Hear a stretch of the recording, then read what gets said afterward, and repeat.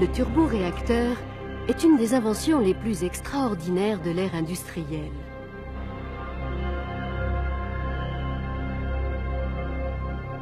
Basé sur un principe très simple, son fonctionnement reste cependant une énigme pour beaucoup d'entre nous.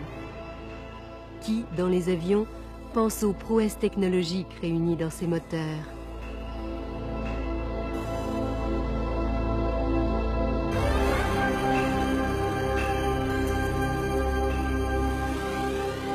Le turboréacteur augmente la vitesse de l'air qui le traverse.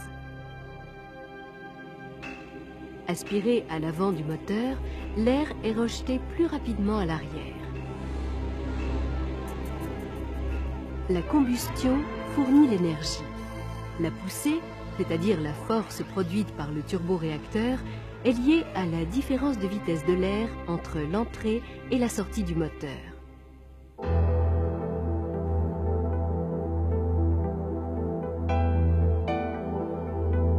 Un compresseur, une chambre de combustion, une turbine et une tuyère composent le turboréacteur.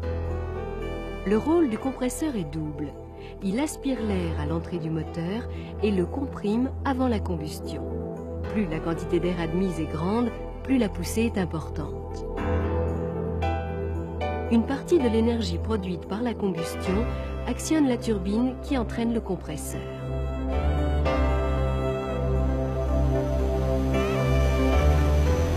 « 650 mètres cubes d'air par seconde sont aspirés par ce moteur qui éjecte les gaz de combustion à travers la tuyère à plus de 1000 km/h.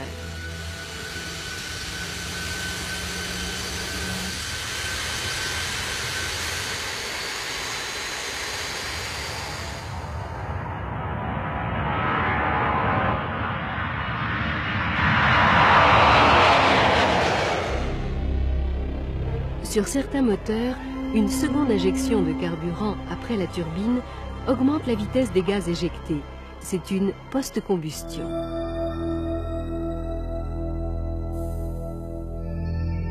Le canal de post-combustion est terminé par une tuyère.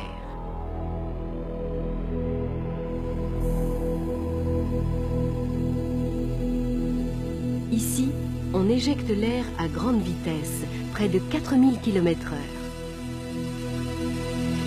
Parce qu'ils délivrent de fortes poussées avec un minimum d'encombrement, ces moteurs à post-combustion sont principalement destinés aux avions de combat supersoniques.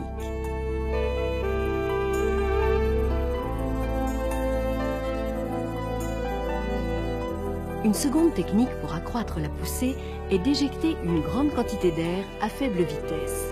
Plus silencieuse et économique, cette solution conduit à fabriquer des turboréacteurs de grand diamètre qui conviennent bien aux avions de transport. Une soufflante, placée à l'avant du moteur, aspire et accélère une très grande quantité d'air. Une partie seulement est comprimée avant la combustion, le reste étant directement éjecté à l'arrière du moteur.